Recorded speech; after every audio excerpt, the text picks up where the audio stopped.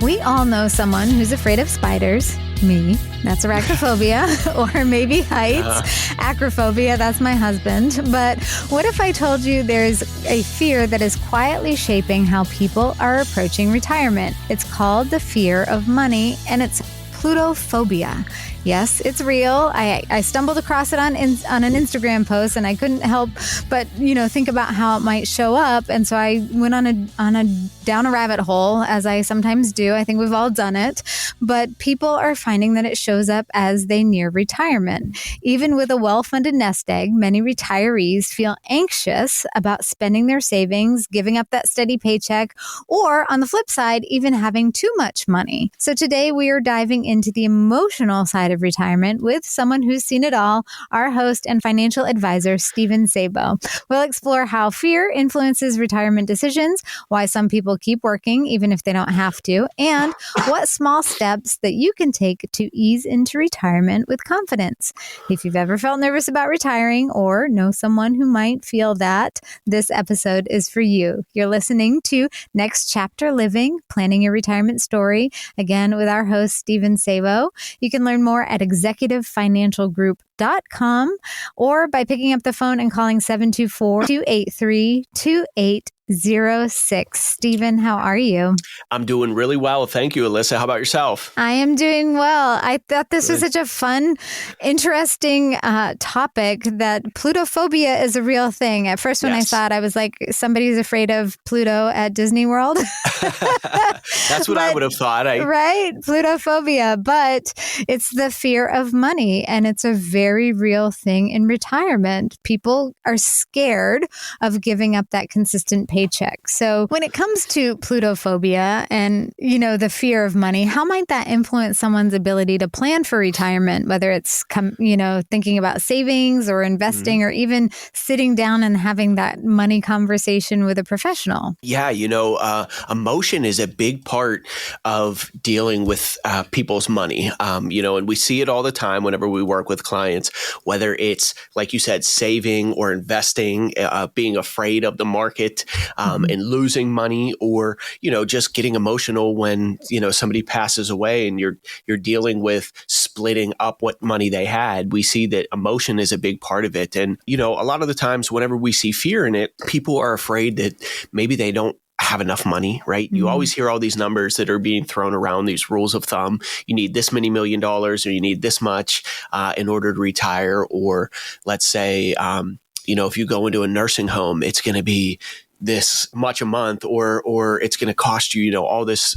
stuff. So people get afraid of, do I have enough? Or like I said, people get afraid of being in the stock market, and maybe that can hinder them, right? We've helped a lot of people sit down before, and we've seen guys that were younger and guys that were older, and they both come to us, and the guy that's younger has saved more than the guy that was older because he's more conservative and didn't want to invest in the stock market. And so they were afraid of losing money, but in the long run, it hurt them because now they have less money. Right. And so, it's you see it a lot whenever you start to deal with people and their money and everything like that. And so, I think a lot of people too are just afraid to talk to people about it. There's a big stigma around money and whether you have it or you don't, or do I have enough, and again, it's going to be different for everybody. And we always try and tell people, hey, look, try not to worry about, do I have enough money compared to this person? At the end of the day, we're trying to figure out, do you have enough money for you to retire comfortably and do the things that you want to do and pay your bills and enjoy yourself? Because that's all that matters to us. It doesn't matter if you have 2 million or if you have 500,000. If that's all you have, but it's going to work for you to be able to retire, then that's okay. We want you to be comfortable. Not everything in life is about money. Unfortunately, everything costs money. Sure. It takes money to do everything in life. But how much you have doesn't necessarily matter if how much you have is going to effectively get you to where you need to be. I think that's such a great reminder not to play the comparison game. I couldn't tell you where I heard this little tagline, but it has always stuck with me. It was like compare and despair because, and I think it was accompanying one of those pictures where it was like the guy walking is looking at the guy on the bike who's envious. And then the guy who's on the bike is looking at the guy in the car and he's envious. And the guy in the car is looking at the sports car. car and envious, and the guy in the sports car has people taking his pictures and wishes he could just, walk down the street in anonymity. And so it's that idea that if you have that mindset of, oh, I'm going to compare myself to the Joneses and how my retirement is for them, you're sort of setting yourself up for being unhappy. Whereas, as you stated, really, as long as your needs are being met, that's one of the major goals in retirement. Absolutely. We try and quell that fear anytime that we talk to somebody and they kind of bring up, well, so-and-so said that it was going to cost. And we say, all right, let's take a step back here for a minute and let's figure out what it's going to cost for you or how it's going to work for you, because so-and-so doesn't necessarily matter because you have something completely different. And no matter what it is, we're going to make it work for you. Now, I understand the fear of running out of money because there's this idea of, well, who would take care of me if I can't pay my bills? What happens to my house if I, can't pay the mortgage or I can't keep the lights on? The other end of that spectrum, though, is there are people that are afraid or, have guilt or anxiety about having too much money. I think I'd like to try that end of the spectrum if I had to try plutophobia at all. Yeah, right. But there are people that have millions that still choose to work. How often do you see it as fear, or maybe it's, as seeking significance or identity? What role do you see mindset playing on the other end of the spectrum? Yeah. I mean, if you know any of those people that are afraid that they have too much money and they don't have a financial advisor, please tell them to give us a call or go to our website, anything like that. I'm joking there, but we typically don't see that a lot, but we have seen where people, they have more than enough money to be retired and to provide a great income and to take care of everything that they could ever, possibly imagine. And yet there they are chugging along, working hard.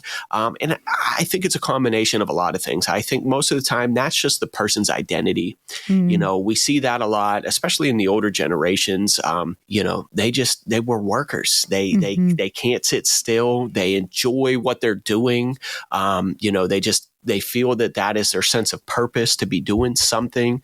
And so that's a lot of the times what we see whenever we see people that are choosing to work, even though they don't have to. I think that a lot of the time is their identity, and who they are as a person. And again, with the fear of things, I think for some people in the back of their mind, they are afraid, what if I were going to have a $2.5 million emergency and I had to, liquidate everything? Well, more than likely that's not going to happen. But, I think that there's always that fear in the back of people's minds that, hey, if the paycheck stops coming in, I'm not going to be able to live. My dad jokes about it all the time. He had a client and she had plenty of money, in that situation. Sure. But she was old school. They didn't spend a lot of money. She kind of grew up. Her parents didn't have a lot whenever they were growing up. And so, they were retired and they went on a trip and she was talking about this hat that she didn't want to buy because it was $20. And my dad said, why didn't you get the hat? And she said, well, it seemed like a lot for a hat. And he said, are you kidding me? You have more than enough money. You're going to be passing money along. Like, go and buy the hat, but it was that fear of, and kind of just baked into her personality from all those years of, and that's how she got where she was. That's how she had as much money because she was frugal, and that's okay, but, sometimes there's a balance between saying, hey, I'm so afraid to buy a $20 hat and it's going to make me broke, and saying, hey, look, you've got a couple $1 million. I think you're going to be okay. Buy the hat, enjoy yourself. Well, I'm like you, if there's anybody out there that has the fear for the other end, I'm happy to unburden you. Sure, certainly. Yeah, with some of it. I accept Venmo, all of the things.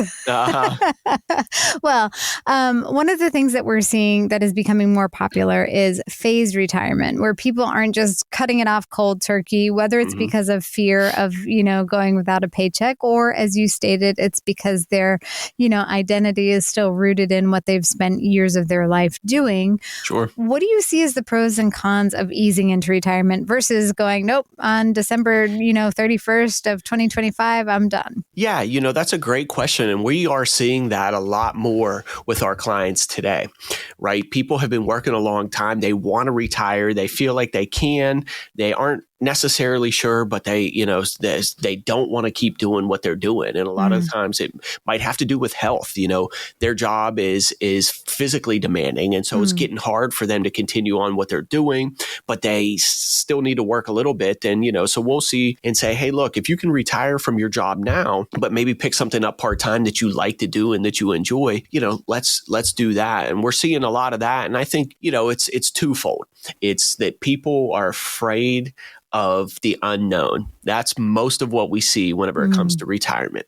If you've been doing something for the last 25 or 30 or 40 years, it's a habit and it's hard to break habits. And so people are afraid that if I just stop, something's going to happen. I won't have enough money, or, everything's going to get so expensive that my money's going to run out, or, they have that fear. And so kind of phasing it out, it helps alleviate some of that, where you can kind of see, all right, it's like dipping your toes in the water. This isn't as scary, right? You're not going to get on the highest roller coaster and go and do a loop if you're so terrified of them. But maybe you get on one that has a couple hills and you say, all right, you know what? The kiddie coaster. That's right. This isn't as bad as I thought, right.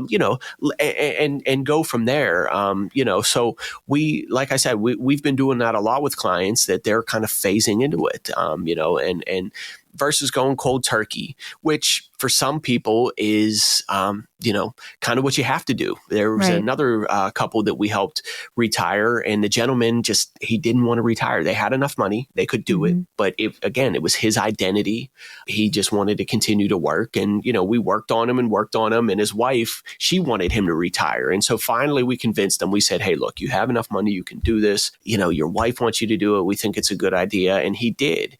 And about 2 years into it, he died of a massive heart attack. And so she thanks us to this day. Hey, I got that time. They went to Italy, they traveled, they did all these things, and got to enjoy some of that time. And had he not, and had he phased into it, maybe they wouldn't have been able to do those things. So sometimes cold turkey is good for some people, where, a lot of the times now we're seeing people phasing into it just because it works out better for them. They don't want to give it up. But, there's pros and cons to each one. So it depends on the type of person that you are. If you're afraid to just stop, maybe phasing into it is the right thing. But if you're that person that's never going to stop and you're going to miss out on all the things that you've worked hard for, maybe cold turkey is the way to go. And you made a great point that I think bears repeating. And there's a difference if you're working because it brings you joy and it's a choice that, hey, I really want to continue doing this, or I'm going to, I've been a business owner and now I'm going to do consulting or something on the side because I like to stay part of it and I want to keep dabbling in it.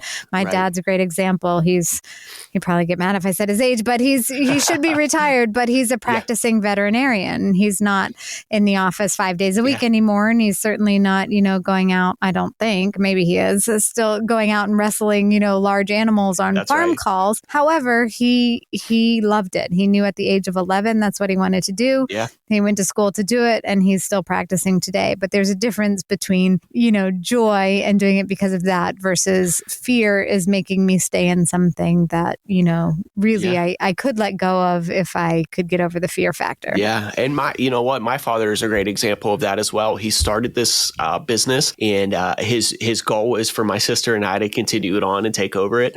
But he jokes all the time. He said, I'll be here until I'm 90 bugging you guys. And so, but he's gotten to a point where he has the freedom to come and go as he pleases because he has us. And so if he wants to take a week off in the summer to go to his place in the mountains and enjoy himself, he can do that. And so for him, it's not, oh man, this is so, I got to be there every single day and and he gets to meet new people. He gets to help people. He gets to help them. He says, if I can help you beat Uncle Sam on taxes and get you to save some taxes somewhere, that still excites me. And so, he gets to do those things. And he's a good example of that too. Well, if someone's listening to this and they're starting to realize maybe fear is playing a little more of a role in their decision making than they would like, what's a small step that they could take today that would, like you said, it's not the loop-de-loop roller coaster, but it's the kiddie coaster of retirement conversation.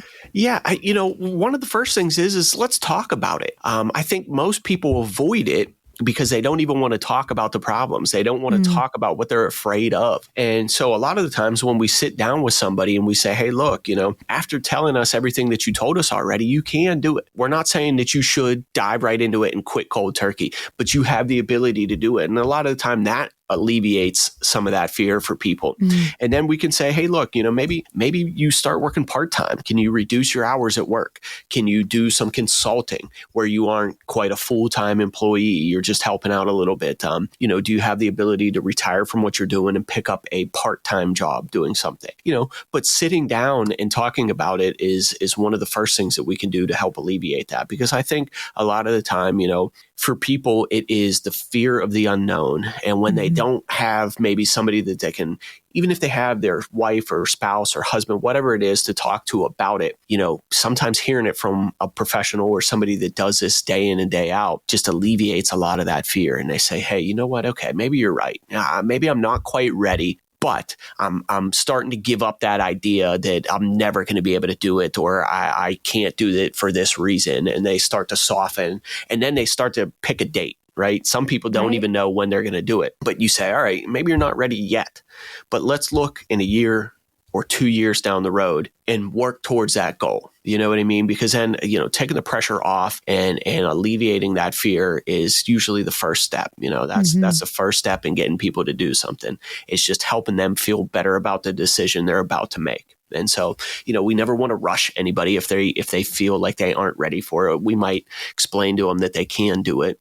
But hey, if you want to continue and you want to pick a date down the road, that's totally okay with us. Let's start working on your plan now. I think that's a great reminder that, sometimes it's our imagination that gets in the way. You think back to being a little kid and being so scared of, what was in the closet. And then it was just as simple as turning on the light. And that's what that conversation can be, is just let's turn on the light on the situation and see where we're at, and not let the fear of the unknown and the imagination get away with us. Now, if I could just implement that with my fear of spiders, I have yet to figure that out, but I'm working, you and me working both. on it. Hey, I'm not too afraid to admit it. Spiders are the no-go for me. Okay, that makes me feel better. Yeah. I don't like to admit it, but if there's a spider in the house, I'm like, Erica, she's like, what do you mean? I have to do something about it. Hey, you got to help me out here. I'm just as afraid as you are. So well, there you go. Yeah. She's a keeper, that one. That's right. Absolutely, she is. So, well, if you are listening in and you're ready to write the next chapter in your story, or at the very least, turn on the light in that monster in the closet retirement and see what's waiting on the other side, you might find out that it's not as scary as you imagine it to be. You can reach out to Steven at Executive Financial Group. Head on over to executivefinancialgroup.com. Again, executivefinancialgroup.com. You can also follow them on YouTube and Facebook. And of course, be sure to subscribe wherever it is that you're listening now so that you never miss an episode. Steven, it's always such a joy to chat with you and pick your brain on these topics. And so long as the spider doesn't come while we're recording, we'll both be fine. Hey, I'm telling you what, if a spider, you're going to see me head off of that screen pretty quickly. So, no, but I appreciate it. I really enjoy this as well. This is a lot of fun to me. So I appreciate you being here for me and bringing these great topics to me. So thank you a lot, Alyssa. Of course, my pleasure. And I look forward to the next one. Thanks a lot. We'll see you soon. The opinions expressed by Steven Sabo and guests on this podcast are their own and do not reflect the opinions of this podcast station. All statements and opinions expressed are based upon information considered reliable, although it should not be relied upon as such. Any statements or opinions are subject to change without notice. Investments involve risk and, unless otherwise stated, are not guaranteed. Past performance cannot be used as an indicator to determine future results. Any strategies mentioned may not be suitable for everyone. Information expressed does not take into account your specific situation or objectives and is not intended as recommendations appropriate for you. Before acting on any information mentioned, please consult with a qualified tax or investment advisor to determine if it is suitable for your specific situation. This program is designed to provide accurate and authoritative information with regard to subject covered. Investment advisory services offered through Virtue Capital Management, LLC, VCM, a registered investment advisor. VCM and Executive Financial Group are independent of each other. Pennsylvania Insurance License number 670429. Any guarantees mentioned are backed by the financial strength and claims paying ability of the issuing insurance company and may be subject to caps, restrictions, fees, and surrender charges as described in the annuity contract. Steven Sabo and/or Executive Financial Group are not affiliated with or endorsed by the Social Security Administration or any other government agency.